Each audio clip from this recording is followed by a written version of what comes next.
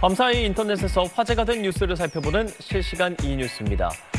지난달 쓴 난방비 고지서가 속속 도착하고 있는데요. 이른바 이 난방비 폭탄을 맞았다는 집이 속출하고 있습니다. 난방비 아낀다고 집에서 패딩만 입고 버텼는데 28만 원이 나왔다. 12월분보다 2배 넘게 더 나와서 잘못 나온 줄 알았다. 난방비 고지서를 보고 깜짝 놀랐다는 반응들입니다. 왜 이렇게 올랐을까요? 지난해 7월 주택 난방 사용 요금이 9.8% 인상된 여파로 보입니다. 통상 1월이 1년 중에 가장 춥잖아요. 그래서 난방기 가동을 많이 하게 되는데요. 지난 1월 전국 평균 기온이 섭씨 영하 0.2도로 지난해 1월 0.9도보다 1.1도가 더 낮았고요. 눈이 내린 날은 9.7일, 역대 3위 수준이었습니다. 여기에 2월에도 한파가 이어졌잖아요. 2차 난방비 폭탄을 걱정하는 가구가 늘고 있습니다. 경남 김해의 한 화훼단지입니다. 출하를 앞둔 거베라 잎이 붉게 변했고 일부는 벌써 고사하기 시작했습니다. 일반적인 거베라는 뿌리당 6, 7대의 꽃대가 올라와야 하는데요. 지금은 냉해 피해를 입어서 뿌리당 한두 대도 채 올라오지 않은 상황입니다. 겨우내 실내 온도를 20도로 맞춰놨지만 영하권 날씨가 이어지면서 냉해를 피하지 못한 겁니다. 졸업식 특수에도 출하는 아예 못하고 있습니다. 밑에 줄기 빨갛게 이렇게 냉해 입은 게 표가 나잖아요. 이런 특수처를 겨냥해서 농사를 짓는 건데. 인근의 또 다른 농가도 상황이 비슷합니다. 지금쯤 20cm 가까이 자라 있어야 할 리시안셔스는 추위에 거의 크지 못했습니다. 실내 온도를 더 올려야 했지만 치솟는 난방비가 부담스러웠다고 말합니다. 기름값도 그렇고 전기요금도 그렇고 작년 비해서 많이 오른 것 같아요. 500 넘죠. 훨씬 넘지. 이제 꽃이 없으니까 아무 데도 남는 게 없겠죠. 냉해로 꽃 경매장 분위기도 더 한산해졌습니다. 온도가 낮다 보니까 폐가 좀 많은 상황이고 출하를 못하는 상태고 그 농가 자체 폐기로 지금 하고 있는. 화훼냉해는 농작물 재해보험 대상에도 해당되지 않아 마땅한 대책도 없습니다. 냉해 피해는 보험이 빠지가 있습니다. 지금 꽃에 냉해를 입으면 정부에서 지원 자체가 없습니다. 여기에 저렴한 외국산 꽃들이 꾸준히 수입되면서 꽃 가격까지 떨어져 졸업식 대목을 맞은 화훼 농가들의 한숨이 깊어지고 있습니다. SBS 홍승현입니다. 어제 오늘 날씨가 너무 춥습니다. 이런 추운 날씨에 돈 절약할 수 있는 꿀팁 오늘 준비해 주셨다고요? 네, 영하 10도에 육박하는 강추위가 3일 이상 이어질 시 세탁기 결빙 AS 신청이 급증하는데요. 접수 건수가 일평균의 2배 이상 늘어난다고 합니다. 결빙 예방법만 숙지하면 시간도 굳고 돈도 굳힐 수 있겠죠. 제가 업체에서 영상을 받아왔는데요. 지금부터 알려드리는 자가점검법 꼭 해보셨으면 좋겠습니다. 먼저 세탁기가 있는 곳이 영하로 떨어지는 곳이다 한다면 세탁기와 연결된 이 수도꼭지의 보온에 신경 써야 하고요. 세탁기 사용 후엔 남아있는 물 꼭 없애주셔야 합니다. 수도꼭지는 수건으로 감싸서 보온 처리를 해주시고 사용하지 않을 때는 잠가두시면 좋습니다. 마트나 이 시장에 가시면 결빙 예방 열선 팔거든요. 이거 수도꼭지에 감아줘도 도움이 됩니다.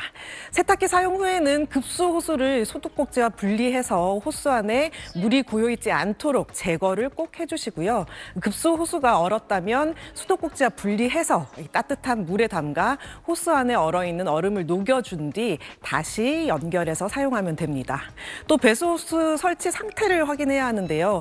호수가 일자로 펴져 있지 않고 U자로 굽어 있으면 호수 안에 물이 남아있게 돼서 한파에 얼 수 있으니까 쫙 펴주셔야 합니다.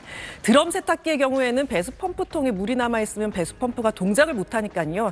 세탁 전면 아랫부분에 있는 뚜껑을 열면 물 빼는 호수가 있는데 여기에 달린 마개를 열면 남아있는 물이 나오게 됩니다. 이게 안 나온다는 거는 얼었다는 거죠. 호수에 따뜻한 물을 붓거나 이 드라이기를 사용해서 녹인 뒤 세탁기를 다시 켜면 됩니다. 네, 근데 날씨가 추워지면 난방비가 많이 나오지 않을까 다들 걱정하실 텐데 지난해 오른 가스 요금이 이번 겨울에 본격적인 영향을 미칠 걸로 보여요. 그러면 난방비를 절약하는 방법도 한번 알려주시죠. 네, 난방비 얼마나 오를까 봤더니 서울시 4인 가구 기준 주택용 가스 요금이 월 약 3,770원 오를 것으로 예상되고 있습니다.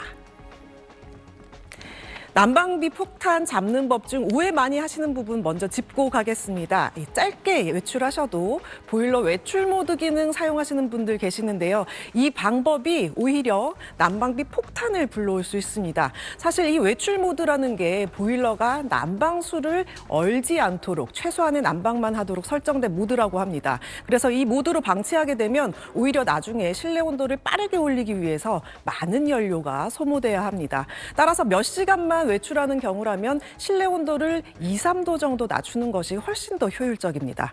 그렇다면 외출 모드는 얼마나 오랜 기간 외출할 때 사용해야 되냐? 하루 이틀 정도 외출할 때는 안 되고요. 일주일 이상 길게 여행 가시거나 출장 가실 때 외출 모드를 사용하시는 것이 나을 수 있습니다. 외출 모드는 난방비 절약보다는 동파 방지 기능에 더 가깝다. 이렇게 이해하시면 좋을 것 같습니다. 그리고 이 보일러 내부를 깨끗하게 하고 보일러관 내부 이물질을 제거하는 것만으로도 난방비를 10% 이상 절약할 수 있습니다.